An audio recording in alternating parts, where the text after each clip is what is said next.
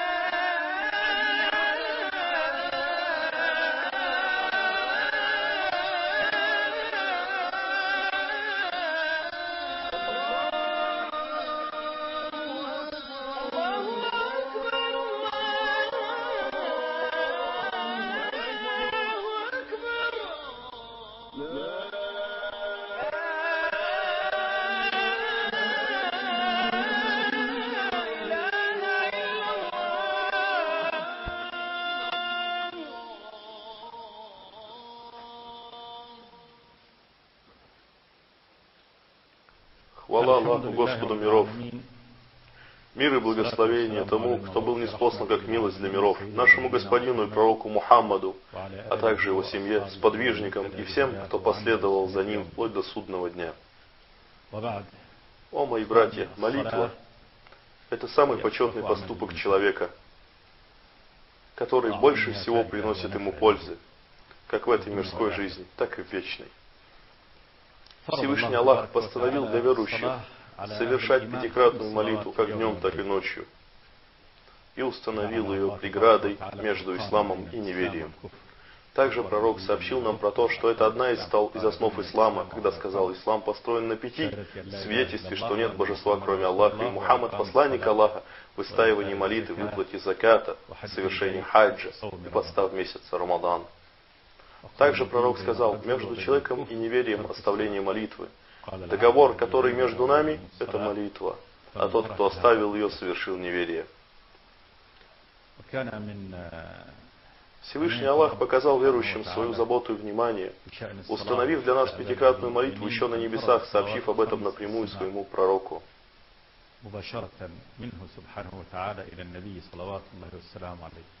И наш пророк Мухаммад, мир ему и благословение Аллаха, был посланником к людям, с которым Господь разговаривал непосредственно, и этот разговор проходил на небесах, и это было великое почтение от Всевышнего Аллаха. И то, для чего Аллах напрямую обратился к пророку на небесах, чтобы установить для мусульман пятикратную молитву как днем, так и вечером. Эти пятикратные молитвы, которые являются столпами ислама, его опорой, без которых не будут приняты дела человека в судный день. Это будет первым, про что спросят человека в судный день, про его молитву. И если он совершал молитву, то будут приняты его остальные дела, а если нет, то все остальные дела не будут приняты Аллахом.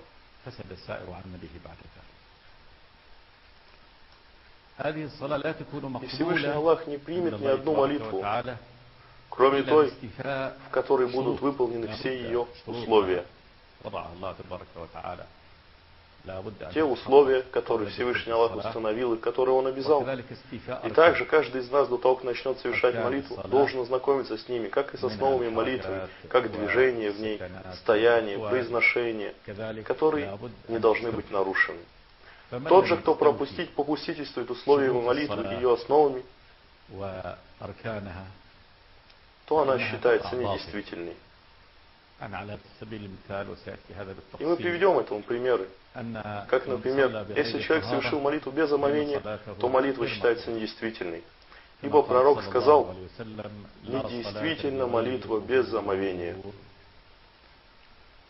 Поэтому омовение — составляющая часть молитвы. И тот, кто совершил молитву без омовения, то она недействительна. Это считается условием молитвы. А что же касается ее основ,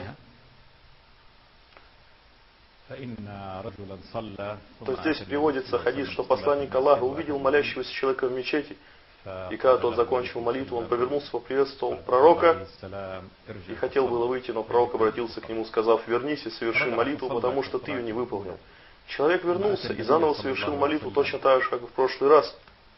И когда вновь захотел выйти, проходя мимо пророка, он обратился к нему, сказав: вернись, соверши молитву, потому что ты ее не выполнил. Затем он вернулся и вновь совершил молитву, точно так же, как до этого, после чего вернулся к пророку, поприветствовал его, и посланник Аллаха сказал ему: вернись и соверши молитву, потому что ты ее не совершил.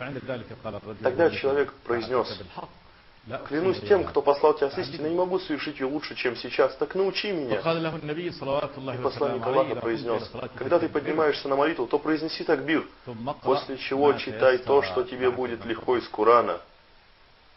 Также в другой версии приводится, что пророк сказал: затем прочитай суру Фатиху, затем спокойно соверши поясной поклон, рукуа, после которого встань, чтобы вернуться на прежнее положение, затем соверши земной поклон, затем спокойно сядь, и таким образом поступай в каждой молитве. Из этого известного хадиса про того человека, который совершал человеку недолжным образом, мы видим, что пророк сказал ему, что он не совершил молитву, но он был искренен в своей молитве. Но даже, несмотря на это, ему был дан приказ вернуться обратно и совершить молитву заново, сказав ему: ты не совершил ее. Также пророк сказал: Всевышний Аллах не посмотрит на того человека, который не распрямляет свою спину после поясного поклона в рукуа. И главное заключается в том, что молитва человека не будет совершена правильно до тех пор, пока он не покончит со всем, что отвлекает от нее. Это относится к условиям молитвы, и молящийся должен совершать ее наилучшим образом, понимая то, что говорит, и чтобы ничего не отвлекало его от этого, как алкогольное или наркотическое опьянение, или же он сильно хочет спать, или в присутствии находится еда, которую хочет кушать. Все это мешает человеку совершить молитву. Другое условие — это покрытие срамных мест аура. Всевышний Аллах сказал: о сыновья Адама, надевайте ваши украшения перед каждой мечетью. Ешьте и пейте, но не излишествуйте. Украшения, про которые говорится в этом аяте, самое минимальное — это покрытие срамных мест аура.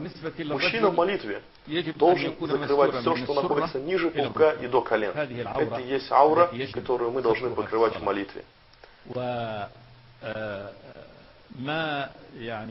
Остальное тело, что не входит в аура, покрыть его, есть украшение, упомянутое в Коране.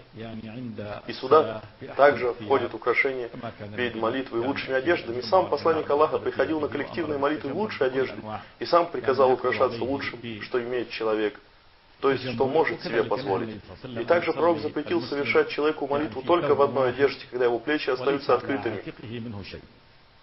Что же касается подвижников, то многие из них были бедняками, не имевшими почти ничего, кроме единственной одежды, изара, то есть юбки или просто накидки на тело. И посланник Аллаха запретил совершать молитву только в одной одежде, как в верхней накидке, так просто в изаре. И те, кто имели только ткани для изара, пророк сказал: тот, кто имеет только изар, то пусть он обмотается им сзади. То есть пропустит изар сзади, после чего набросит на себя его края, чтобы, когда он будет в молитве совершать поясной и земной поклон, чтобы не раскрылась область аура. И поэтому тот, кто даже имел одну одежду, им было запрещено совершать молитву с открытыми плечами. Сейчас некоторые мусульмане совершают ошибки в хаджи, когда носят изар, не покрывая им плечи. И лучшим украшением одежды, про которую говорил сам посланник Аллаха, будет разная одежда для молитвы и повседневной одежды. Одна для одежды и дома, и он будет работать на любой работе, в праздничной одежде, на поле или в другом месте, эта одежда непременно испачкается. И он непременно должен определить комплект одежды для молитвы, потому как это состояние, когда человек предстоит перед Всевышним Аллахом и просит Его. И пусть для этого выделит лучшее из того, что он может надеть. Это одно из условий молитвы. Что же касается женщины, то для нее аура считается ее тело целиком, кроме лица и кистей рук. И позднее мы объясним подробнее, как должна одеваться женщина для молитвы. Также она должна покрывать и стопы ног, и это обязательная часть молитвы. Женщина покрывает их либо полами одежды, если она длинная и позволяет это сделать, либо отдельным куском ткани, который закрывает стопы, потому как это относится к аура, к самым местам женщины в молитве. Покрытие аура или украшение, которое предписано как мужчинам, так и женщинам в молитве.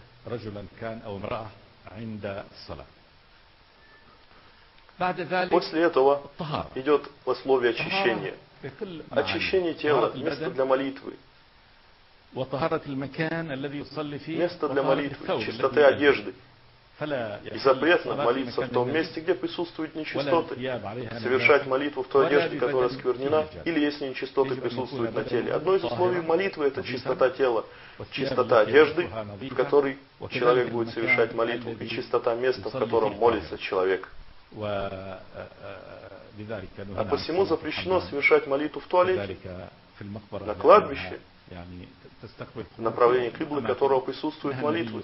И пророк запретил совершать молитву в таких местах. Также запрещено совершать молитву на свалках мусора и нечистот, а также, где пророк запретил молиться, как, например, в загонах верблюдов, и сам никогда не совершал его там.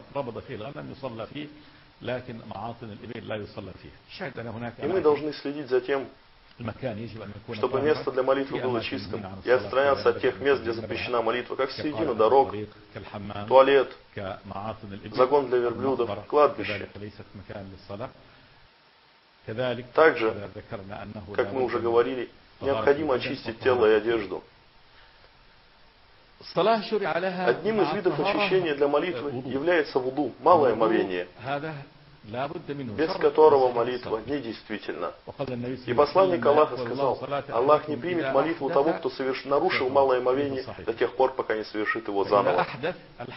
Если человек нарушил состояние малого омовения, спустив газы, однажды Абу Хурайру спросили об этом, и он ответил: если услышал звук, и человек нарушил омовение, он обязан совершить его заново, так как обучил нас этому пророк. И мы покажем позднее, иншаллах, как совершал омовение сам посланник Аллаха, либо полное омовение, одно из условий для совершения молитвы. Аллах сказал: «О те, которые уверовали, когда поднимаетесь на молитвы, то омывайте ваши лица и руки до локтей, протирайте ваши головы и ноги до щиколоток. Если же вы находитесь в оскверненном состоянии, то очищайтесь». И джунуб, оскверненный, это тот, кто нарушил состояние омовения. И это распространяется на женщину, так и на мужчину. И в общем, на мужчин и на женщин.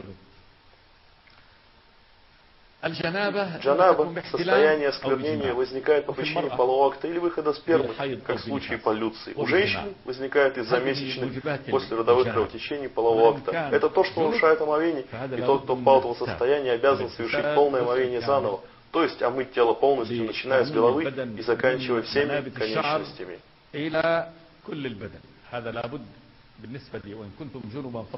И Аллах сказал, если вы будете в состоянии джунуб, то очищайтесь.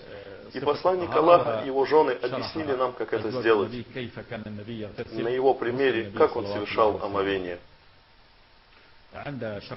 Когда мы будем объяснять положение омовения, мы разъясним его основные моменты, как совершал омовение сам пророк.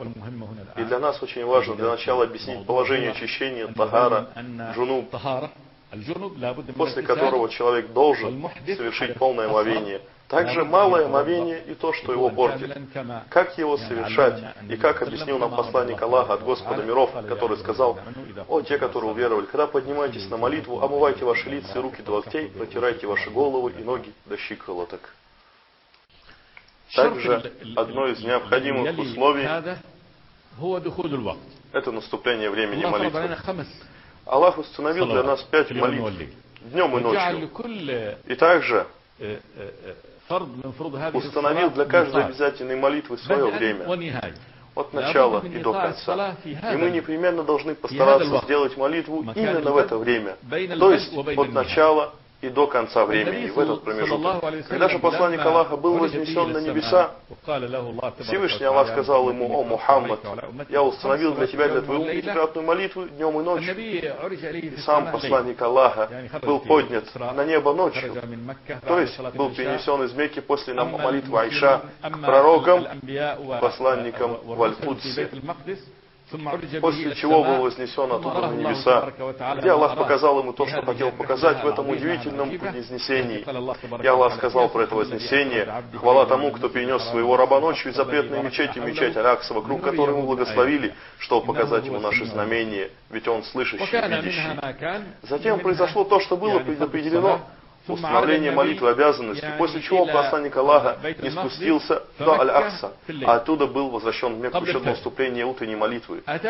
И в это утро к нему пришел Джибриль еще до наступления полудня, после чего совершил омовение перед пророком, чтобы научить его.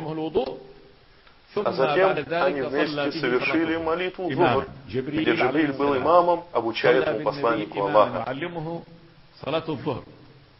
Уже после того, как закончилась молитва Зухр, Джибриль спустился второй раз для совершения молитвы Аср, в начале ее времени. Давайте объясним, когда начинается время молитвы Аср. Оно наступает тогда, когда тень предмета равняется его длине. Затем Джибриль спустился для того, чтобы обучить молитве Магриб. Когда солнце село, они с пророком совершили эту молитву. Затем, когда наступило время Айша, Джибриль вновь спустился на землю, чтобы обучить пророка совершению этой молитвы, когда ее время приходит тогда, когда исчезает с горизонта красное зарево. Затем, на второй день, они совершили фаджр с появлением света на горизонте до восхода.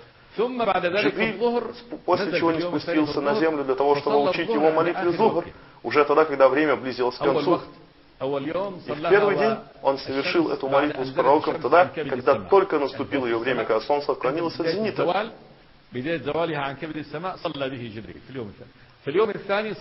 Но на второй день Джибриль совершил эту молитву тогда, когда ее время подходило к концу, когда тени становятся равны их высоте. И это и есть окончание молитвы Зухр.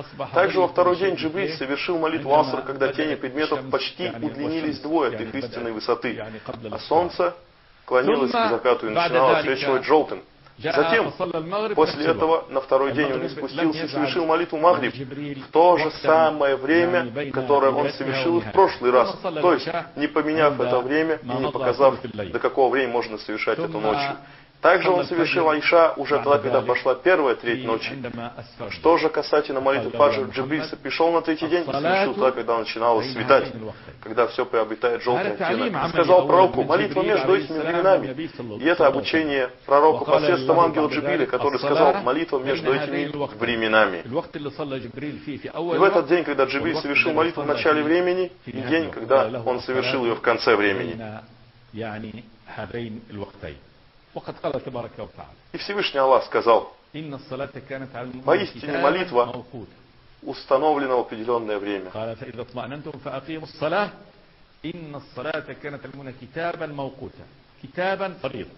И само слово «китаб», то есть предписанное, означает обязательное, вмененное действие. Установленное время означает, что молитва должна быть совершена в этот промежуток времени. И Аллах предписал этому: «И соверши молитву при отклонении солнца до ночной темноты, и совершай утреннюю молитву, ибо она будет свидетельствовать.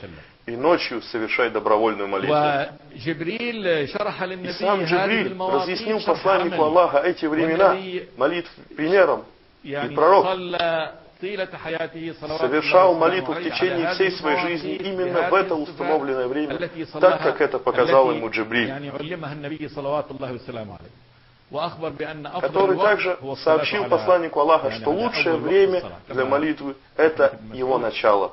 Как приводится в хадисе от Ибн Мас'уда, когда пророка спросили, что является лучшим поступком, и он ответил: молитва, совершенная в ее время, то есть совершенная именно в начале ее времени, так как это лучшее ее время.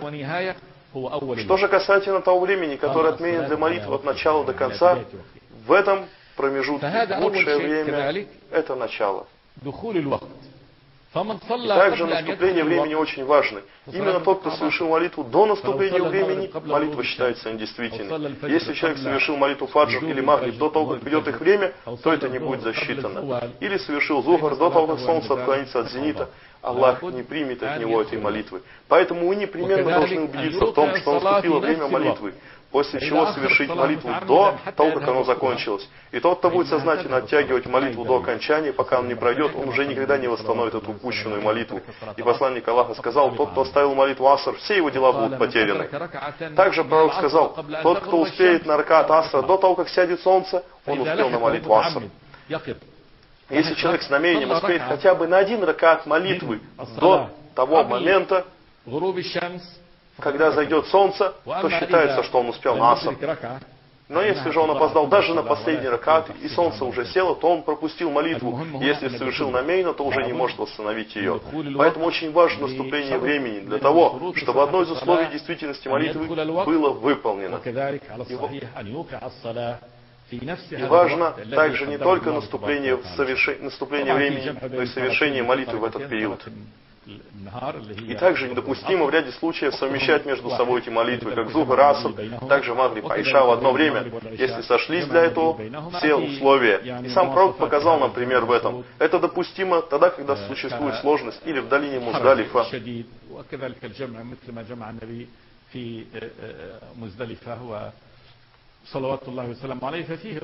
И у этого есть свои условия.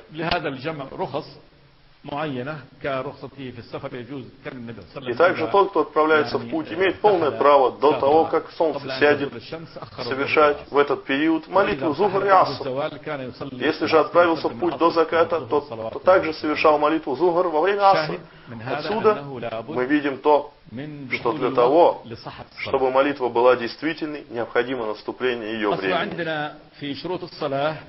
Также в условие молитвы входит свидетельство, шахада, что нет божества, кроме Аллаха, и что Мухаммад посланник Аллаха.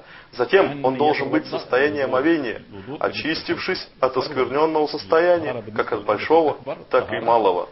К условиям относится и покрытие срамных мест, аура и наступление времени молитвы. Остается одно, направленное в сторону киблы, Каабы. Это непременное условие для совершения любой молитвы.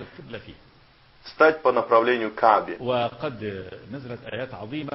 И по милости Аллаха были ниспосланы великие аяты, направленные в сторону Каабы, про то, что Аллах установил единую киблу для мусульман в их молитву, в сторону которой они будут направляться, в котором бы месте они ни находились. Мы видели, как ты направляешь свое лицо в небо, и мы непременно повернем его в сторону той киблы, которой ты останешься доволен. Так поверни свое лицо в сторону запретной мечети, где бы вы ни были, обращайте ваши лица в ее сторону. И те, которые получили Писание, знают, что это истина от их Господа, но Аллах не бывает в беспечности от того, что они творят. И каждое место, в котором мусульмане совершают написанную молитву, он обязан повернуть свое лицо в сторону запретной мечети. Кааба – это направление в молитве для мусульман. Это символ величия и места мусульман, который сделал таковой для людей сам Аллах. И поэтому каждый обязан повернуться в сторону киблы. Если даже человек находится рядом с Каабой, и тогда он должен повернуться лицом в сторону Каабы. И пусть не отворачивает лицо от нее ни в какую сторону, если направил лицо в нее. Но если же он находится далеко от нее, то ему будет достаточно просто направиться в ту сторону, где находится Кааба. Будет достаточно, если даже он ошибся в градусах направления много или мало, но он повернулся в сторону Киблы, то это будет достаточно, так как он повернут в ее сторону. И в молитве мусульманин не должен забывать о том, что это одно из условий для совершения обязательной молитвы.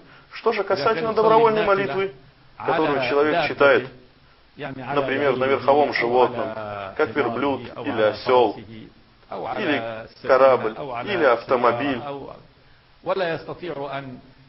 когда он не может повернуться в сторону Каабы и приходится совершать молитву в противоположном направлении, то здесь он имеет полное право совершать молитву так, как может. И это служит правилом для добровольной молитвы. Человек может совершать ее таким образом, ибо сам посланник Аллаха совершал молитву на своей верблюдице. И Аллах сказал в Коране: «И куда бы вы ни направились, везде найдете лик Аллаха». Но это положение распространяется только на тех, кто совершает дополнительную молитву. И если он произнес такбиратуль ихрам, вступительный такбир в молитве, когда моя машина или животное были направлены в сторону Каабы, а затем оно отклонилось от направления, то в этом нет ничего предосудительного, к нему нет требования повернуться лицом в сторону Каабы, ибо его молитва будет достоверна.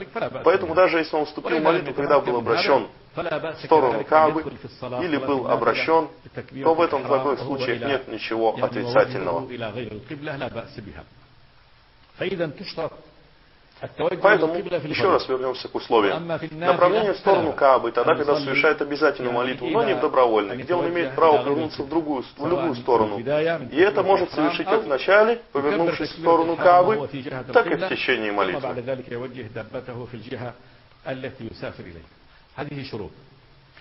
Это условие для действительности молитвы. Как и остальные-то является необходимым для молящегося. Затем мы перейдем к образу молитвы и ее столпам. Как должен совершать молитву мусульманин? Так же, как совершал ее посланник Аллаха. Начиная с такбиратуль ихрам, вступительной части, вплоть до завершения. Но каково же ее описание, которому обязан придерживаться мусульманин в каждой составной части молитвы? Малое и большое омовение.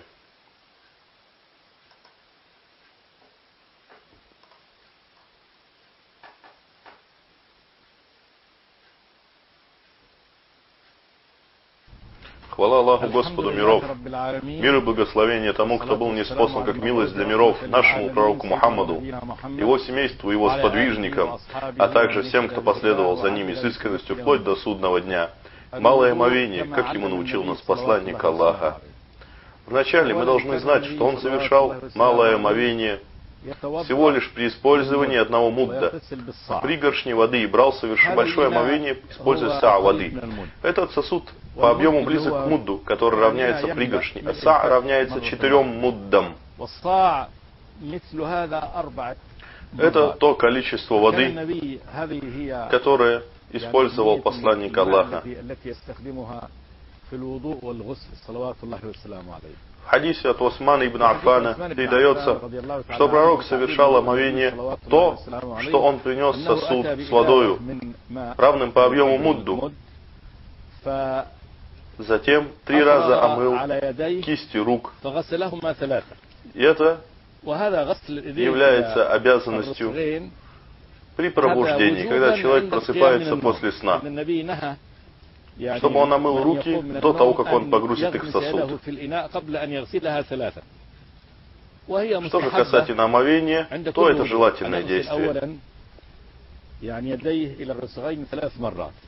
Затем в хадисе передается, что посланник Аллаха опустил руки в сосуд, зачерпнув воды, после чего использовал эту пригоршню для того, чтобы промыть рот и нос, разделив ее пополам. Половину для рта, половину для носа. И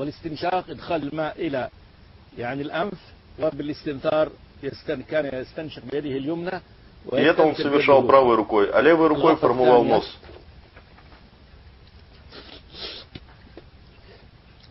Точно так же во второй и в третий раз.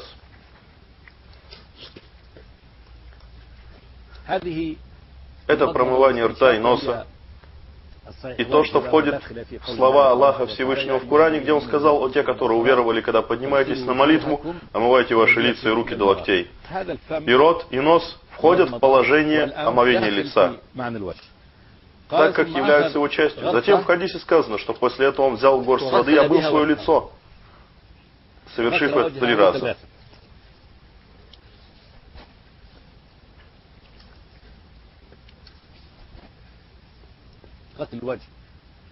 И это является обязательной частью омовения. Затем он стал омывать свои руки до локтей, начав с правой руки. Локоть – это сустав, который разделяет руку на плечо и предплечье. Аллах сказал: когда поднимаетесь на молитву, омывайте ваши лица и руки до локтей. И локоть также должен быть омыт, ибо более достоверно то, что он является частью руки, необходимо для омовения. Затем точно так же мы омываем и левую руку 3 раза до локтя. После этого пророк протирал голову 1 раз, начиная от лба, проводя до затылка, после чего возвращая обратно к лбу. После он протирал уши остатками воды от обтирания головы. Влажными указательными пальцами мы протираем внутреннюю часть ушных раковин, а большими – внешнюю. Не забывайте, что протирание головы только 1 раз. Я же в свою очередь протер 2 раза, чтобы показать, как это делается. Что начало от лба, затем затылок, затем снова возвращаемся к лбу. И уже после этого протирание ушей. После пророк омыл свою правую ногу.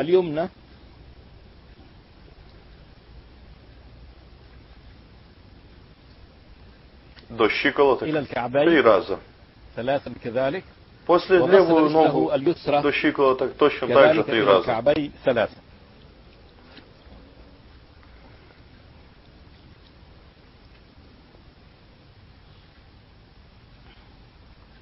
Затем он произносил: «Ашхаду ан ла иляха илля вахдаху ла шарика лах, лахул мульку ва лахул хамду, ва хуа аля кулли шайин кадир. Аллахумма дж'альни мин ат-таввабин ва дж'альна мин аль-мутатаххирин». И посланник Аллаха сказал, что тот, кто совершит омовение вот этим образом, затем произнесет это дуа,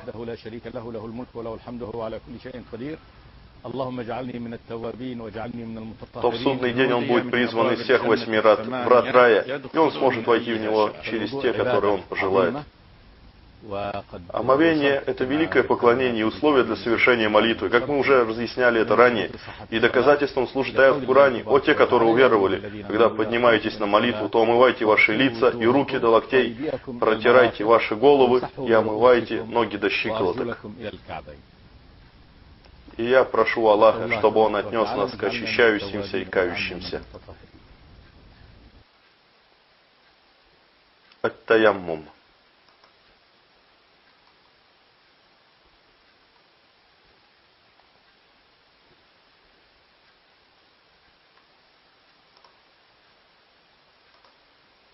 Что же касательно таймума, очищения песком, то он служит омовением для тех, кто не нашел воды. Или если вода есть, но нет возможности ее использовать.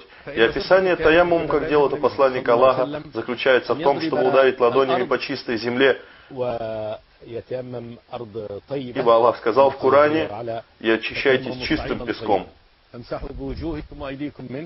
И пророк объяснил нам, что человек должен ударить по чистой земле 1 раз, затем протереть кисти рук, после чего протереть лицо 1 раз. И это и есть таяммум, который заменяет большое и малое омовение при отсутствии воды. И если человек потерял омовение, и наступило время молитвы, и он не может найти воды, то он использует таяммум. Ведь пророк сказал: чистый песок – очищение для мусульманина, даже если он не находит воду в течение месяца. И если человек не имеет воды и наступило время молитвы, он имеет полное право использовать очищение песком.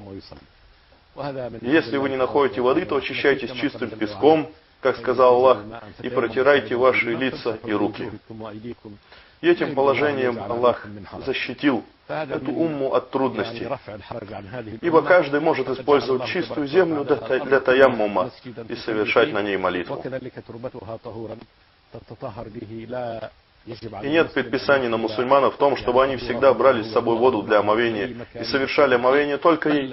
И если человек отправился в путь, а с ним только вода для еды и питья, то он имеет полное право совершать таяммум.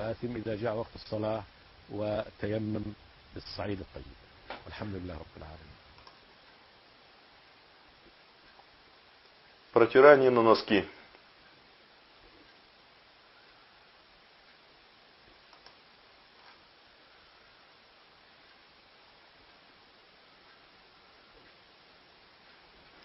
Также от пророка нам приходит и протирание на носки, которое может осуществляться только после того, как были омыты ступни ног.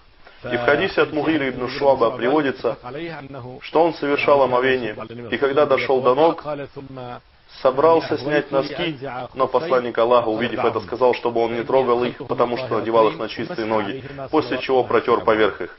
И протирание носков совершается на лицевую часть стопы. Человек влажными руками протирает правой рукой правую стопу и левую стопу один раз. И в хадисе от Али ибн Аби Талиба передается, что он сказал, если бы религия пришла к нам через разум, то мы протирали свои стопы не лицевую часть, а подошвы. Поэтому, повторим еще раз, протирание осуществляется только на лицевую часть стопы и только один раз. Пророк совершал это, и каждый, кто практикует, должен знать, что условием для этого является то, что человек должен был надеть носки на вымытые ноги при омовении. Если он протер носки, то время, на протяжении которого он может не омывать ноги, при последующем омовении составляет день и ночь для того, кто не в путешествии, и 3 дня для путника, при условии того, что он не снимал носки. И находясь в этом состоянии, когда он нарушает малое омовение, он совершает его, как и прежде. Но, когда доходит до ног, просто протирает их. Если же нарушил большое омовение, то он обязан снять носки и совершить полное омовение. Точно так же допустимо протирать и поверх кожи, не только поверх кожаных, но и тканевых носков или обуви, которая закрывает щиколотки. Любая обувь, которая закрывает щиколотки, допустима для протирания поверх нее. И так как носки могут быть либо из кожи, либо из тканей, но если они закрывают щиколотки, то это и будет определением хуф по шариату, на который допустимо протирать. Точно так же можно протирать поверх сандалий, которые не закрывают верхнюю часть стопы и не доходят до щиколотки. Если человек надел на ноги носки, поверх которых надеты еще и сандалии, то допустимо протирать поверх носков и сандалий вместе. И если он протер поверх носков, то должен совершать молитву в них, не снимая. Ибо более достоверно то, что если человек снимает носки при протирании, то этим он нарушает состояние омовения, после чего обязан совершить его заново.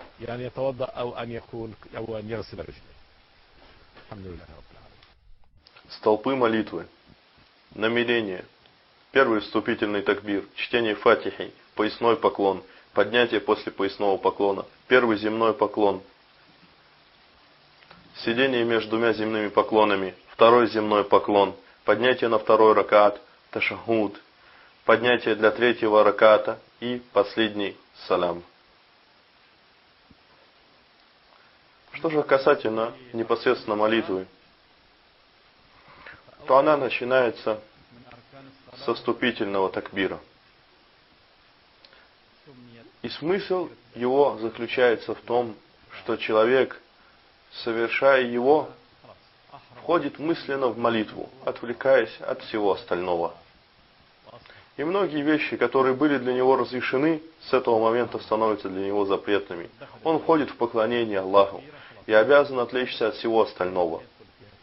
Он не имеет права прерывать молитву с начала ее и вплоть до конца, не иначе как по важной причине. И тот, кто вошел в состояние поклонения, не должен отвлекаться на что-то иное. И поэтому такбир называется ихрам, ибо после него для человека становится запретным еда и питье и остальное, кроме движений и слов, которыми мы обязаны произносить или совершать в молитве. Этот такбир заключается в произнесении Аллаху Акбар, при которых посланник Аллаха поднимал свои руки на уровень ушей, поворачивая свои ладони в сторону Каабы, а пальцы были направлены на небо. Кисти рук он поднимал на уровень ушей, после чего произносил Аллаху Акбар. Затем складывал свои ладони одну поверх другой, правую поверх левой, на запястье, как бы схватывая ее левой, И в описании молитвы пророка приводится то, что он складывал ладонь правой руки поверх левой и обхватывал это запястье, подобно тому, как человек схватывает свою руку. После этого он складывал руки на груди. Это и есть описание начала молитвы. Сперва такбир с поднятием рук, затем сложить руки на груди правую поверх левой. И это один из столпов молитвы. То же, что касается положения рук на груди, правой поверх левой, то нет сомнений в том, что это относится к обязательным частям молитвы, ибо пророк сказал, нам, пророкам, было приказано складывать руки правую поверх левой, также оттягивать время сухура, принятия пищи перед постом, и вовремя совершать разговение. Еще раз, первый столб молитвы – это вступительный такбир, при помощи которого человек погружается в молитву. Затем второй столб – это чтение суры Аль-Фатиха.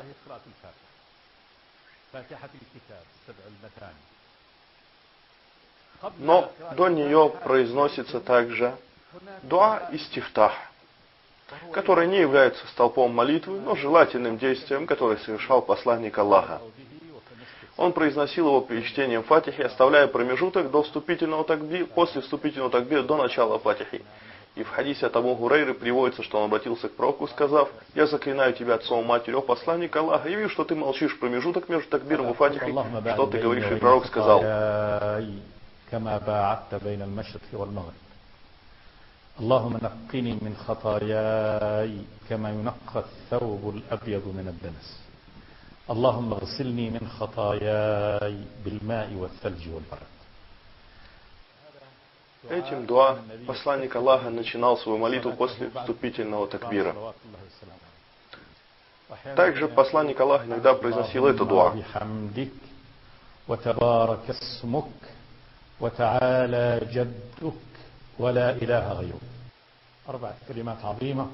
Четыре великих слова восхваления Всевышнего Аллаха. سبحانك اللهم وبحمدك وتبارك اسمك وتعالى جدك ولا إله غيرك. Но кроме этих двух дуа, пророк использовал другие, более длинные, которые он совершал при совершении ночной молитвы, как, например, это дуа.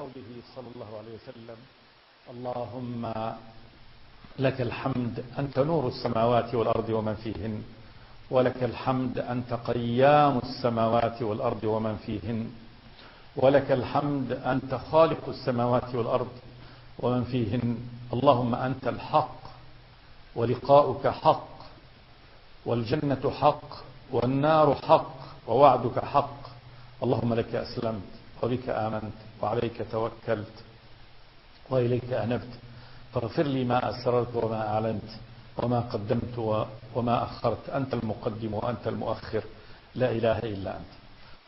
Также приводятся и другие дуа. И нет ничего предусудительного, если молящийся будет читать их в своей молитве. Причем любой дуа из тех, что читал пророк.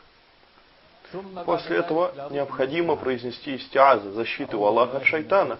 Аузу билляхи минаш шайтани раджим. И это обязанность молящегося.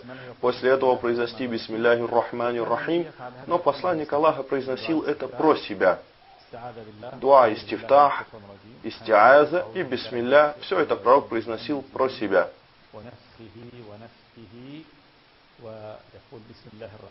Также он говорил «Бисмиллахир рахманир рахим», после этого начинал чтение Фатихи.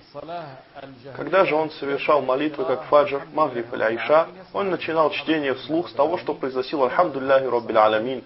Это приводится в хадисе от Абу Хурейры в сборниках Бухари и Муслим, где он сказал: «Я совершал молитву вместе с пророком Бакром и Умаром, и каждый из них начинал чтение с фразы «Альхамдулиллахи Раббил Аламин». Но это положение касается только тех молитв, в которых сура Фатиха и другие читаются вслух. Что же касается тех, которых произносят скрытно, то посланник Аллаха никогда не произносил ничего вслух из того, что читал про себя. Сура Фатиха.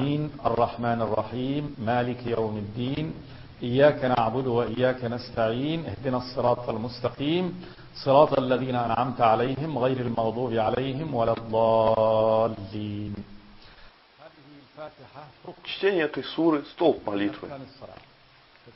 Как и вступительный такбир, также столб молитвы, ибо пророк сказал: «Нет молитвы у того, кто не читал открывающее Писание, суру Фатиха, и кто не прочитал ее, то молитва его недействительна, недействительна, недействительна». После прочтения этой суры человек может читать то, что ему легко из Корана, и это желательное действие в молитве. После вступительного такбира молящийся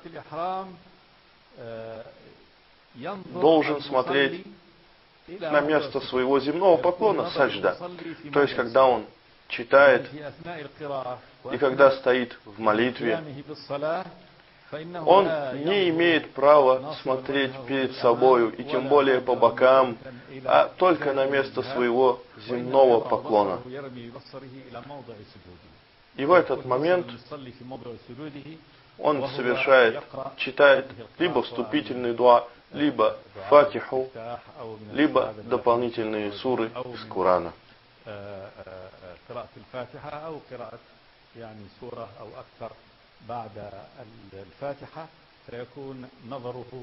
И взгляд его постоянно должен быть направлен только в это место. Третий столб молитвы – это рукуа, поясной поклон. Он начинается с того момента, когда молящийся произносит такбир Аллаху Акбар, что является частью молитвы. Молящийся произносит Аллаху Акбар, и сам посланник Аллаха поднимал в этот момент свои руки при произнесении этого восхваления. Также он поднимал свои руки и после того, как поднимался из поясного поклона.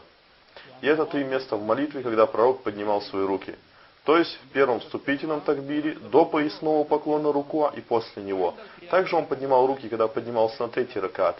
Но это объясним позже, когда дойдем до этого момента. Молящийся произносит Аллаху Акбар, после чего отправляется на рукуа, поясной поклон.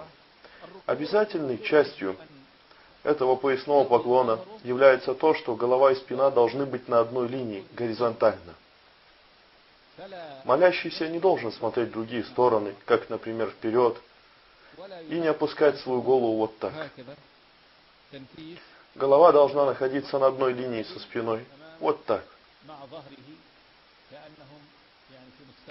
Затем кисти рук должны располагаться так, что кисть правой руки ложится на правое колено, а кисть левой руки на левое колено, как бы схватывая их. Взгляд же его должен падать на то место, на котором он будет совершать земной поклон. Саджда. Восхваление Аллаха, зикр, который произносится, имеет несколько видов. Среди них Субхану Раббил Азим 3 раза. Или же Субхану Раббил Азим ва бихамди. Также 3 раза. Или же Суббохун Куддусун Раббуль Маляйкати вар-Рух. Или же Субханака Аллахумма Раббана ва бихамдика Аллахумма гфирли. Это последнее дуа, которое мы произносили. Посланник Аллаха, саллаллаху алейхи вассалям, использовал это, когда была ниспослана сура Ан-Наср.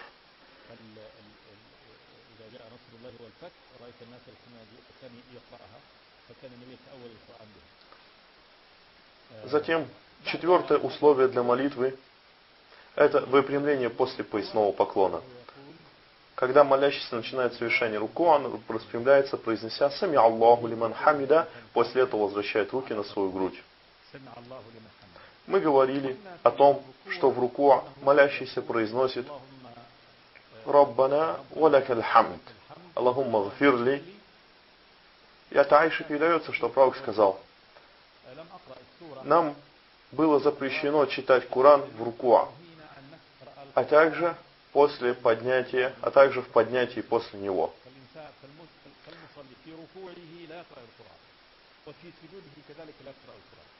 Поэтому установленным остается только тот зикр, который мы уже упоминали. Это и есть условие для рукуа. Еще раз, когда молящийся поднимается после руку, он произносит «Сами Аллаху лиман хамида», после чего поднимает руки, выпрямляется так, чтобы каждый позвонок вернулся на свое место. И среди ученых есть мнение, что нужно руки вернуть в то положение, в котором они пребывали до этого в молитве. То есть положить правую руку поверх левой. Также существует очень много дуа, которые читал пророк после того, как поднимался из рукуа. Как, например, «Раббана валякаль хамд» или же «Раббана валякаль хамд касиран таййибан мубаракан фи». أو ربنا ولك الحمد ملء السماوات وملء الأرض وملء ما بينهما وملء ما شئت من شيء بعد أهل الثناء والمجد أحق ما قال العبد وكلنا لك عبد لا مانع لما أعطيت ولا معطي لما منعت ولا ينفع ذا الجد منك الجد تباركت ربنا وتعاليت. Это дуа также относится к тем, которые произносил посланник Аллаха, когда поднимался после рукуа. Также есть и другие дуа, которые каждый может выучить и произносить в молитве, потому что каждое восхваление Аллаха, особенно в молитве, прибавляет ему награду и за то, что он следует сунне пророка. Затем, когда молящийся поднимается после рукуа, он также должен смотреть в то место, куда он будет совершать земной поклон. Мы уже сказали о том, что тот, кто не выпрямился должным образом после рукуа, поясного поклона, то его молитва может быть недействительна. И в хадисе сказано, что Аллах не посмотрит на молитву того человека, который не выпрямляет спину после рукуа, так, чтобы он вновь вернулся на то положение, в котором был до рукуа, так, чтобы позвоночник выпрямился. Затем, после прочтения зикра, молящийся вновь произносит Аллаху Акбар и совершает земной поклон саджда. В этот момент более достоверно то, что пророк не поднимал рук перед тем, как пойти на земной поклон. Что же касательно саджда, земного поклона, то в нем молящийся сперва должен опустить на землю руки, а потом колени. Это пятое условие молитвы. Молящийся ставит вначале на землю свои руки, а уже после них свои колени. Во время земного поклона саджда с землей должны соприкасаться 7 точек. Как это пришло в хадисе, где сказано, что вам было приказано совершать саджда на 7 точек. Это лоб и нос, кисти рук, колени и стопы. И стопы должны находиться в молитве таким образом, чтобы пальцы ног были направлены в сторону киблы. То же самое относится и к пальцам рук. Они должны быть направлены в сторону Каабы. И когда мы делаем саджда, то лоб и нос вместе должны соприкасаться с землей. Голова должна же находиться между рук, также в направлении киблы. И все 7 частей тела должны соприкасаться в этот момент с землей, с поверхностью, а пальцы направлены в сторону киблы. Дуа, которые человек произносит во время саджда, многочисленные. Среди них такое, как «Субхану Раббияль А'ля», который произносится 3 раза. سبحان ربي الأعلى سبحان ربي الأعلى سبحان ربي الأعلى. Или же «Субхану Раббияль А'ля ва бихамдихи» 3 раза. Или «Суббухун Куддус Раббуль Маляикати ва Рух» 3 раза или более. Также «Субханака Аллахумма Раббана ва бихамдика Аллахумма гфирли» 3 раза. И это дуа посланник Аллаха произносил тогда, когда уже состарился, в конце жизни. После этого 6-е условие для молитвы. Сидение между 2 саджда, которые человек совершает с произнесением Аллаху Акбар. Во время этого сидения человек садится на стопу левой ноги, а стопу правой ставит вертикально. То есть, таким образом. Пальцы стопы должны быть направлены в сторону киблы.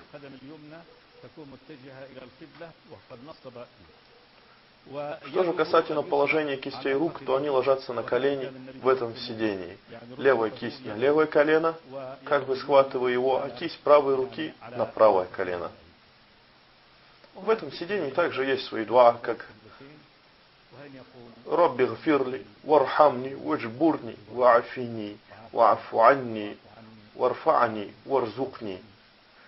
Но кроме этого дуа есть и другие, которые произносил пророк во время сидения.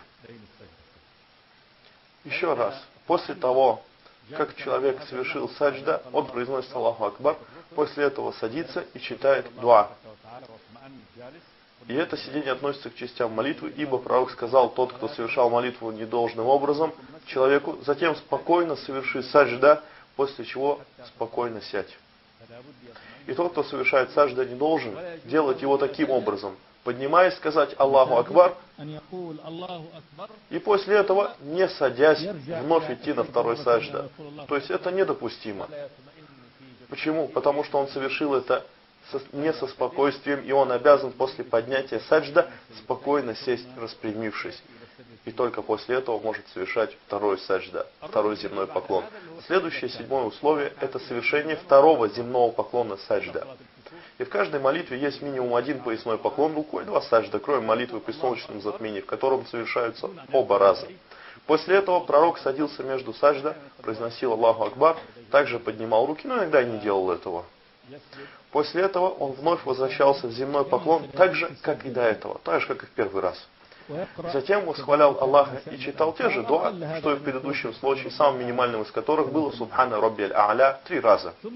Затем, восьмое условие для молитвы – это поднятие на второй ракат. И пророк, перед тем, как подняться с земли, садился на короткое время. Точно так же, как и сидел до этого. И после этого опирался на руки, затем вставал на второй ракат. Это один из видов того, как пророк поднимался на второй ракат. Но иногда он делал это и без сидения. То есть сразу после вставая с земли, произнося Аллаху Акбар. И как мы уже говорили, посланник Аллаха, перед тем, как подниматься на второй ракат, садился на короткое время с произнесением Аллаху Акбар, и после этого, опираясь на руки, поднимался на второй ракат. Но в этом коротком сидении для отдыха не проговаривается восхваление Аллаха. В этот момент пророк ничего не произносил и нет специального такбира. После него молящийся только поднимается на второй ракат.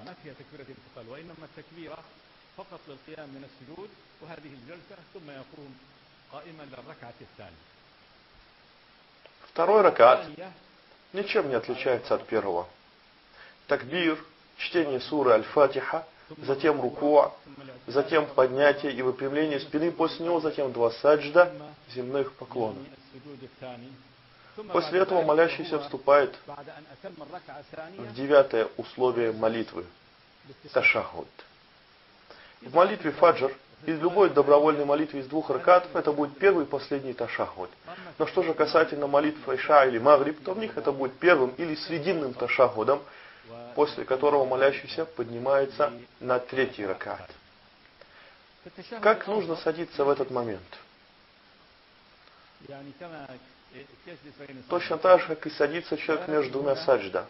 Но в этот раз посланник Аллаха соединял между собою большой и средний пальцы, направляя указательный в сторону Каабы.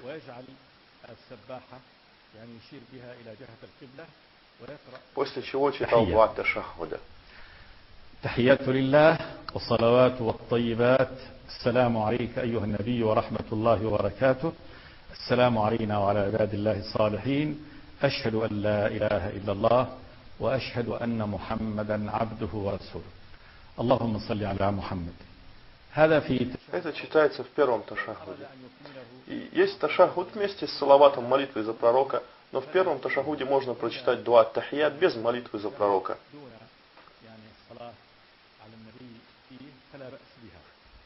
Что же касательно места, куда смотрит молящийся, то посланник Аллаха не смотрел в этот момент никуда, кроме указательного пальца, и его взгляд не уходил дальше колена.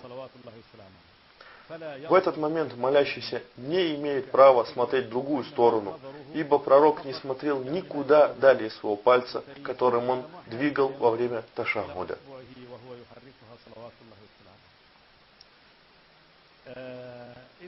Когда молящийся закончит с ташахудом, то он приступает к 10-му условию для молитвы – поднятие на 3-й ракат. И пророк совершал его точно так же, как и в предыдущий раз, с произнесением Аллаху Акбар, затем опирался на руки, либо так, на кулаки, либо на пальцы.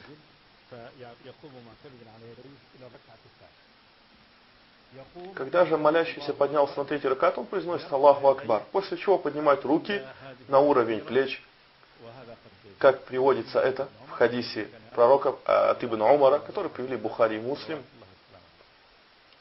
После этого такбира он вновь складывает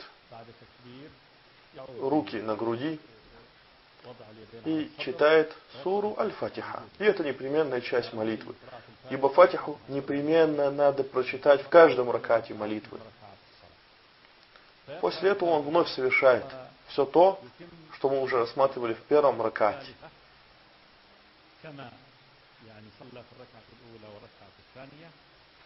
И после этого остается лишь последний ташахуд. В нем есть добавление к первому ташахуду, который мы рассмотрели. И это салават. Восхваление, молитва за пророка. И посланник Аллаха обучил нас этому точно так же, как обучал и суре Аль-Фатиха. السلام عليك أيها النبي ورحمة الله وبركاته. السلام علينا وعلى عباد الله الصالحين. أشهد أن لا إله إلا الله وحده لا شريك له وأشهد أن محمدا عبده ورسوله. اللهم صل على محمد وعلى آل محمد كما صليت على إبراهيم وعلى آل إبراهيم وبارك على محمد وعلى آل محمد كما باركت على إبراهيم وعلى آل إبراهيم إنك حميد مجيد. وهناك يعني صيغ أخرى للتشهد مثل التحيات الزاكيات الطيبات المباركات لله. السلام على النبي ورحمة الله وبركاته. السلام علينا وعلى عباد الله الصالحين. أشهد أن لا إله إلا الله وأشهد أن محمدا عبده ورسوله. اللهم صل على محمد. مثل الأولى. أو فيه اللهم صل على محمد وأزواجه وذريته كما صليت على إبراهيم وآل إبراهيم. اللهم بارك على محمد وأزواجه وذريته كما باركت على إبراهيم وآل إبراهيم إنك حميد مجيد.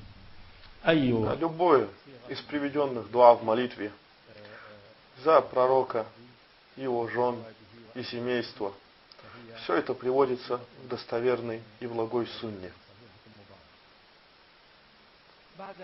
После того, как закончится ташахуд, посланник Аллаха обучил нас также дуа после него. И некоторые из ученых согласились в том, что это обязательство в молитве ваджиб, ибо в хадисе сообщается, что посланник Аллаха сказал: любой, кто закончит ташахуд, то пусть просит защиту у Аллаха 4 вещей: от защиты мучений в могиле, от даджаля, от ада и от смуты живых и мертвых. أو يقول اللهم إني أعوذ بك من عذاب القبر وأعوذ بك من عذاب النار وأعوذ بك من فتنة المسيح الدجال وأعوذ بك من المأثم وأعوذ بك من المغرب. И ма'сам, упоминающийся в этом дуа, это грех, а маграм это долг. И это те вещи, от которых посланник Аллаха также просил защиту у Аллаха. Также молящийся может читать это дуа. ولا يغفر الذنوب إلا أنت فاغفر لي مغفرة من عندك وارحمني إنك أنت الغفور الرحيم. А после этого может просить то, что захочет. Это упомянутые места в молитве, когда можно делать дуа и рассчитывать на ответ Аллаха. Также необходимо не забывать про дуа в состоянии саджда, земного поклона, о котором мы говорили. Ибо пророк сказал о нем: совершайте в нем больше дуа, ибо это близко к ответу Аллаха. Этот промежуток между ташахудом и прощальным таслимом считается временем для мольбы, дуа и ответа на него.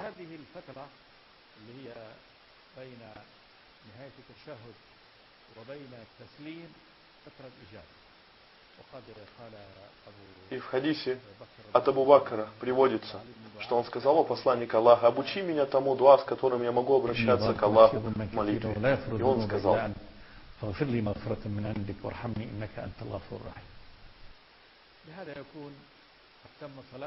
после этого у нас остается 11-е условие для молитвы — прощальный таслим. Молящийся произносит ассаламу алейкум ва рахматуллах, при этом поворачиваясь в правую сторону. Когда же делал это посланник Аллаха, то сидящие сзади видели правую сторону его шеи. После таслим во вторую сторону ассаламу алейкум ва рахматуллахи ва баракатуху. Если же человек говорит в правую сторону ассаламу алейкум ва рахматуллахи ва баракату, а в левую только ассаламу алейкум ва рахматуллах, это достаточно. Но также допустимо и просто дать таслим в одну сторону, то есть в правую. Ибо в левую сторону это фард кифая или сунна. Но, конечно же, были и те среди ученых, которые считали, что таслим в обе стороны ваджиб, обязательство. Другие придерживались того, что только первый таслим ваджиб, а второй на уровне сунны. И тот, кто сказал ассаламу алейкум ва рахматуллах в правую сторону и в левую, то уже считается то, что он закончил свою молитву.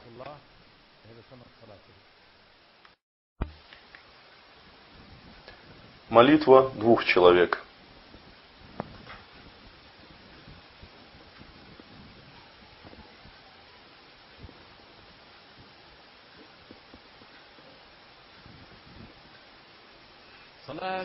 Молитва двоих.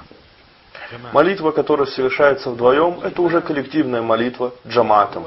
Имам — это тот, кто стоит слева. Ма'мун — тот, кто стоит, следует за имамом, стоит справа от него. Это имам. Это ма'мун. Их ноги должны располагаться на одной линии, чтобы никто не был впереди и не был никто сзади. Ни имам, ни ма'мун. Еще раз повторим. В молитве джамаатом, когда двое совершают молитву, имам стоит слева, а ма'мун, тот, кто следует за имамом, стоит справа от него. Они стоят вместе на одной линии, потому что в хадисе от Абдуллы ибн Аббаса приводится то, что он стал совершать молитву вместе с пророком ﷺ слева, но пророк ﷺ взял его за ухо и поставил его справа от него. Как совершают молитвы женщины коллективно, и также о том, как должна быть одежда, каковой должна быть одежда мусульманки в молитве.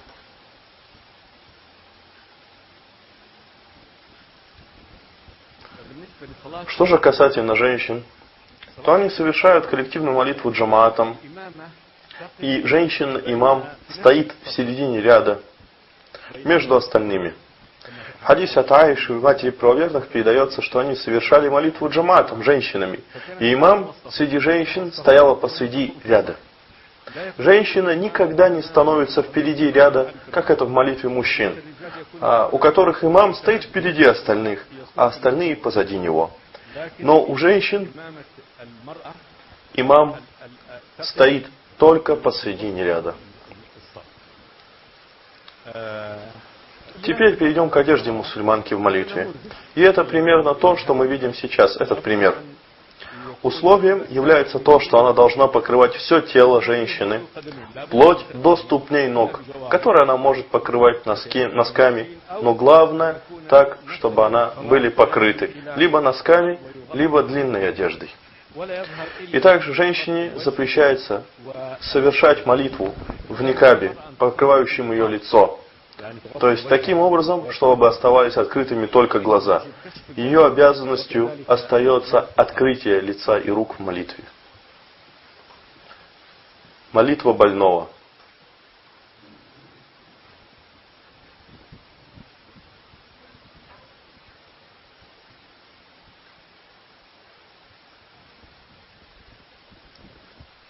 Молитва того, кто болен. Посланник Аллаха приказал нам совершать молитву стоя. И если не можешь то сидя. Если не можешь и сидя, то тогда на боку. И если кто-то не может стоять, то он садится точно так же, как садился между двумя саджда, земными поклонами для ташахуда. И в этом положении совершает молитву. В этом состоянии он читает суру Аль-Фатиха, потом делает рукуа, таким образом, как может. Если же он может совершить саджда, то также обязан его совершить. Но если больной не может совершить суджуд, земной поклон на землю, то совершает его так, как сможет. То есть, каждое условие молитвы, как, например, стояние, рукуа, поясной поклон, саджда, земной поклон, все это условия молитвы. Ни одно из них не должно быть пропущено. Кроме как в том случае, когда действительно есть причина или болезнь. Если человек не может выполнить некоторые из условий молитвы, то из-за этого с него не спадают остальные условия. Например, если человек не может стоять, но может совершить рукуа, не может стоять, но может совершить рукуа, то он обязан сделать это, то есть рукуа. И точно так же, если он может стоять, но не может совершить рукуа, то выполняет то, что может. Например, человек может ходить и стоять, но не может совершить рукуа, поясной поклон. По какой-то причине, как боль в спине и прочее, то он совершает рукуа так, как может. Но в этом случае ему не дозволяется совершать молитву сидя. И посланник Аллаха сказал: совершай молитву стоя, а если не сможешь, то сидя.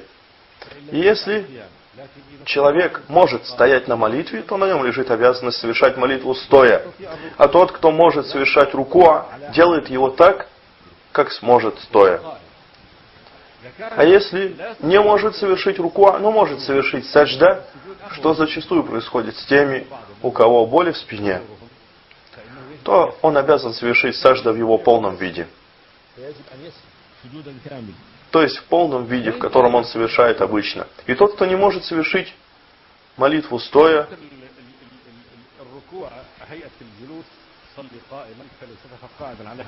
то совершает ее сидя таким образом. Или же может сесть вот таким образом, положив под себя свои ноги. После чего читает суру Аль-Фатиха, затем совершает рукуа так, как сможет. Затем, если может совершить саджда, то совершает его из этого же положения. Если же не может совершить даже саджда, земной поклон, то делает его таким образом, как сможет. Но его саджда, земной поклон, должен быть ниже склонением, чем было рукуа. Это касается тех, кто совершает молитву сидя. Но сегодня также широко распространена молитва на стуле. И это молитва того, кто не может стоять. Но необходимо помнить о том, что тот, кто может стоять, он не имеет права садиться на стул. И тот, кто пришел сам и может стоять в ряду, он не имеет права совершать молитву на этом стуле. Потому что если он сядет в тот момент, когда может стоять, он намеренно пропускает обязательство молитвы, и она будет недействительна, так как он обязан ее совершить стоя. Но если человек пришел и совершил молитву стоя, но при рукуа не может согнуться, но в этот момент он может использовать стул, как этот, и совершать рукуа на нем. Например, человек встал на молитву, затем пришло время рукуа. Но по болезни он не может его совершить, пусть делает рукуа на стуле. После подъема из руку он также произносит «Сами Аллаху лиман хамида» и обязан вновь подняться, ибо это обязательная часть молитвы. Если поднимается, то произносит «Раббана ва лякаль хамд». Затем, если может совершить сажда, то совершает его. И это также в том случае, если человек не может совершить рукуа, но может совершить сажда, произносит Аллаху Акбар и делает его. Если же человек не может совершить сажда, и совершает молитву, сидя на стуле, то он должен сделать саджда ниже, чем до этого делал рукуа. То есть склониться ниже в нем. Это касается молитвы того, кто вынужден совершать ее, сидя на стуле. И это как мы уже говорили, это право только того человека, который не может совершить ее стоя. И этот человек в начале молитвы может сразу сесть на стул и вступить в молитву, произнеся такбиратуль ихрам. И еще раз напомним, человек, который может стоять, не имеет права садиться на стул, кроме того момента, когда он не может совершить рукуа или саджда. Тогда он садится на стул, в этом нет ничего предосудительного. И главное для нас помнить, даже если человек не может совершить какое-то из условий молитвы, то это не значит, что все остальные условия с него также спадают. Напротив, если он не может совершить одно из условий, то он обязан совершить остальные.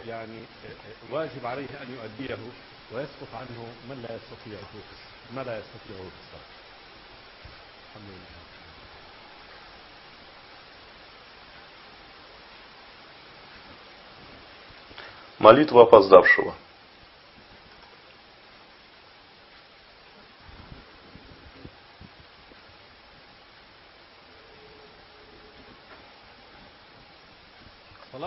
Молитва того, кто опоздал. Мы должны знать, что посланник Аллаха призвал нас к совершению молитвы в джамаате, сказав: если вы придете на молитву, то пусть на вас будет спокойствие и благородство.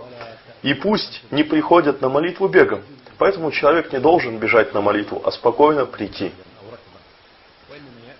И посланник Аллаха сказал: есть то, что вы застанете в молитве, то совершайте, а что пропустили, то восполните. Имеется в виду из числа ракатов. Если человек увидел, что имам совершил вступительный такбир, то присоединяется тут же к джамаату, вступая в ряд и произнося Аллаху Акбар. И если то же самое происходит, если он застал джамаат на руку или на саджда, опоздавший произносит Аллаху Акбар, тут же присоединяется к джамаату, даже если они уже на саджда. И если человек успел на руку в джамаате, то ему не нужно восполнить позднее этот ракат. И ученые согласились в том, что тот, кто успел на руку, успел на ракат. Но есть и те, которые считали, что для того, чтобы опоздавшему успеть на ракат, необходимо успеть на чтение суры Аль-Фатиха. Но более достоверно то, что тот, кто успел на руку, успел на ракат. Если же человек присоединился к джамаату тогда, когда они находились на 4-м ракате, то для него это все равно для него остается 1-м ракатом. И после того, как имам дал салам, вышел из молитвы, он должен подняться и совершить еще 3 раката.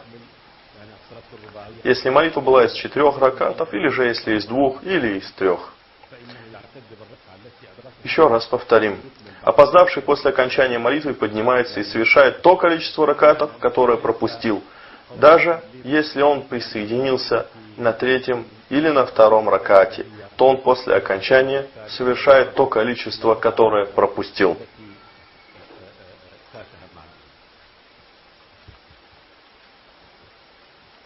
Грубые ошибки молящихся.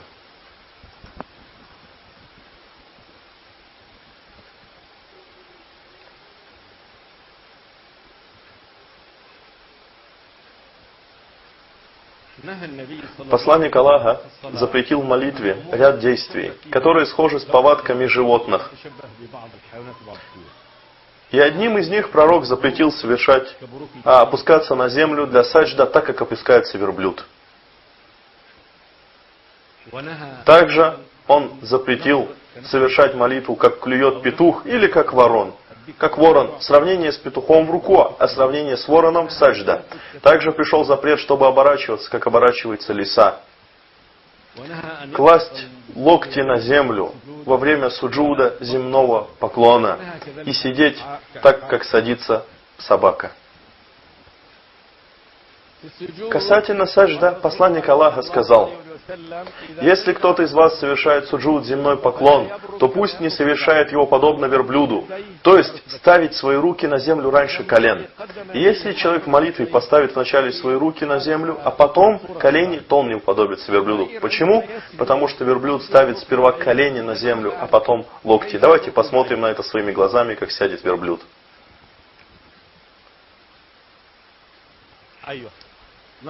Вот сейчас мы видим, что его колени опустились на землю раньше, чем остальная туша.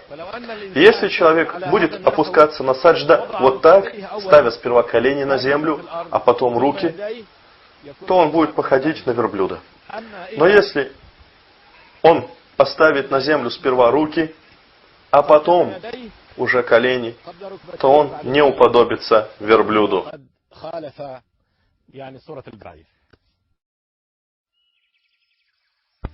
Это была молитва, как обучил ей посланник Аллаха, саллаллаху алейхи вассалям. Подготовил шейх Абдур-Рахман Абдуль-Халик.